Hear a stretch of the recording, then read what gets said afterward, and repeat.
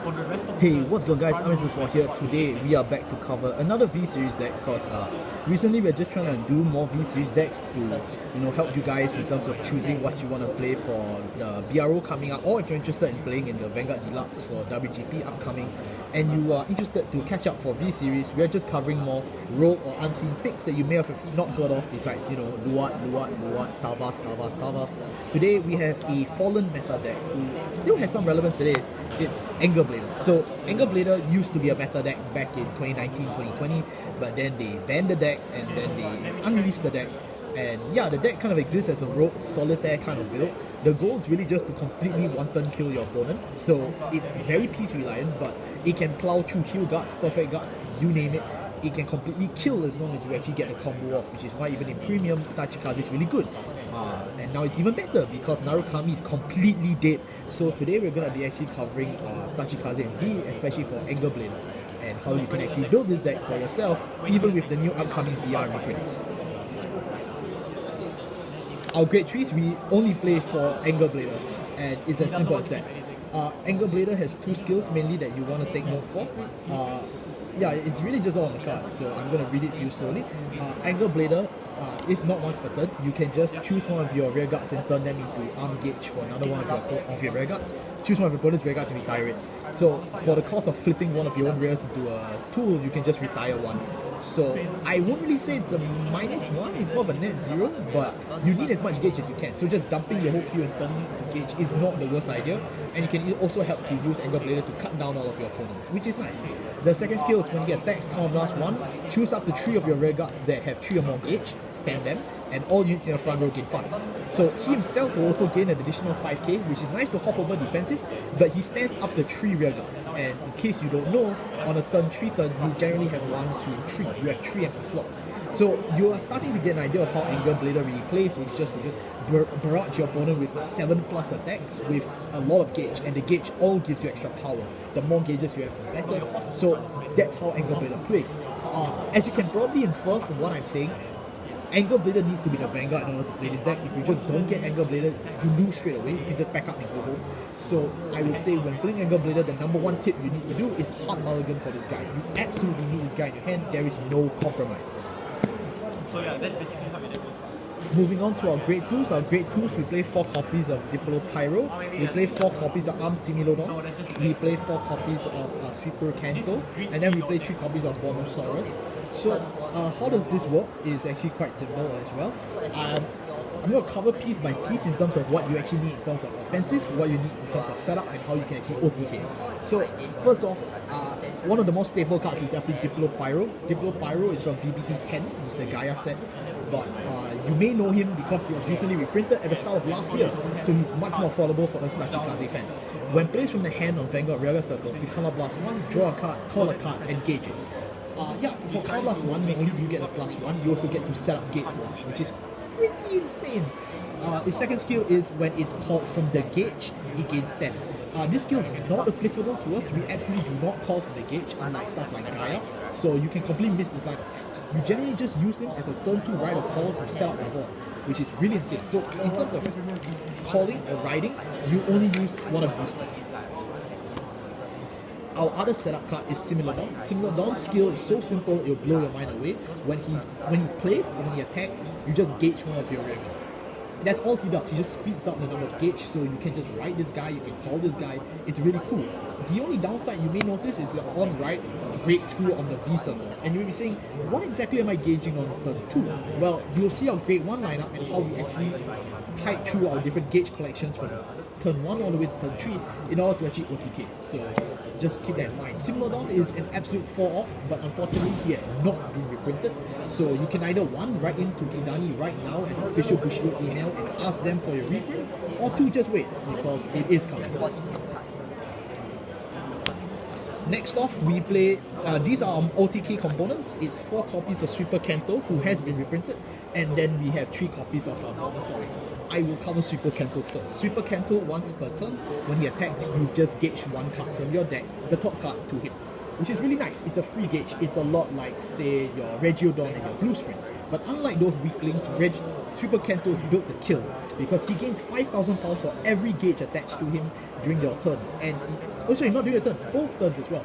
And if you have 3 or more, your opponent can't actually target him. So not only does he go evasive after 3 or more, which is the magic number for Angerblader, as you remember, but he also straight up becomes nigh unkillable as long as you get enough gauge. So if you're playing Dragonic Kaiser Vermilion, yeah, I told you Narukami was dead. And then of course we play 3 copies of Bombersaurus. Now the reason why we play 3 copies of Bombersaurus and not 4 or lesser is because Super Kento is the main breakthrough you're looking for in your rearguards. Generally speaking, Bombersaurus is only a weaker version of Super Kento, and you will see why. Bombersaurus, when you place a gauge, you actually can gauge this guy with another top card of your deck at a once per turn skill, and then it gains 5,000 power for each gauge that this unit has. Choose one of your opponent's rearguards and retire it.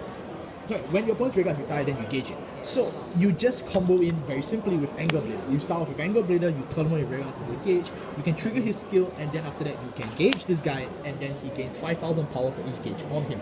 Now, unlike Super Kento, however, Super Kento is a continuous ability, means the timing doesn't matter. You can just pull and pull and pull, and you will just win. Unfortunately, Bombersaurus is it's an auto skill, so you have to choose when you want to time this to power gain. And it's also only once per turn. So what happens is you generally just go through all your Angerblader gauges first, and then afterwards, as you turn your rearguards into gauges for your rearguards and retire your opponent's rearguards, which you generally will get a chance to because you're fighting Lua and Tavas, who are all about early bots. So then after that, you trigger his skill when you have exactly 2 gauge or more. Gauge again, he gains 15k. Just nice for you to trigger on Angerblader's attack skill. That's generally how you play Bombersaurus. It's only a 3-off because we are playing up to 7 attack targets in the deck, but if you want to really maximize it, you can play 4. It is not a concern, but it generally has to have at least 3 copies of this guy, and then you have to play at least 4 copies of Super Kento. Moving on to our Grade 1s. Our Grade 1s, you play 2 copies of Paris Lamb, 4 copies of this guy, 4 copies of this guy, and then 4 copies of Prison Bird. So I'm gonna break it down real quick for all of you. Prison Bird is our generic Grade 3 searcher. Like I mentioned, you need to open with Angerblader to actually play the game. If you don't find Angerblader, you just go home, board the next train to Tokyo, don't bother. And then moving on with this guy. I'm playing all the reprints from my Raptor set because I really like the foiling, but they actually have common and rare printings for these guys, so don't be afraid. His skill is very simple. You simply just rest him, and then you just either A, move all of your rearguards gauge from one unit to another, or B, just gauge one card from the top card of your deck to one of your rearguards. Then, if you want, you can counterblast one, and that unit gains 5. So you want to call this card as early as possible to simply start resting and moving gauges. You can gauge himself to pull gauges on him, and then you can start to shift it around.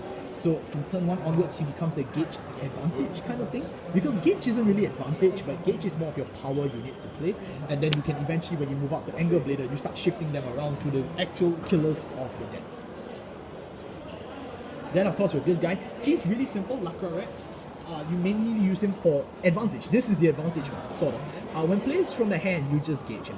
Yeah, on rearguard. That's pretty nice. And when he's retired, you Soul Blast 1, choose one of the gauges that was on him and add it to the hand.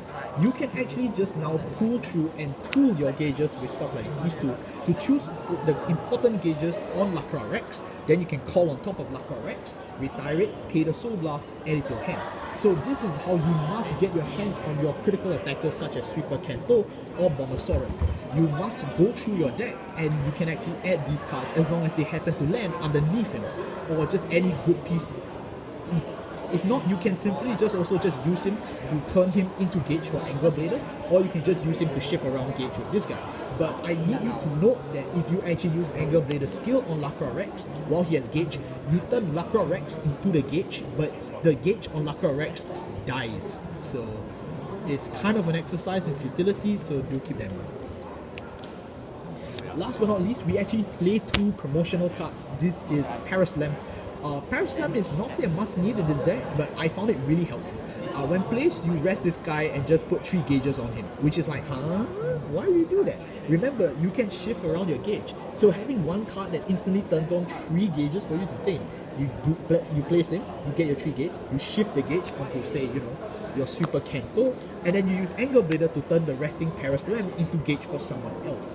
And you start to get an idea of the deck's momentum. Unfortunately, I only want to play 2 because all he does is just rest himself to get gauge. If you don't actually proactively engage with the gauge, yeah, you do end up losing. So Paraslam is just there as a safety net really to set up your 3rd attacker, because you need to set up 3 attackers by turn 3 in order to completely sweep your opponent to death. Just keep that in mind. And last but not least, our triggers and grade zeros. Our triggers and grade zeros, we play 4 Hue Guardians, we play 4 Crit Sentinels, and then of course we play 8 Fronts and a starter. I think it goes without saying why this setup looks like that.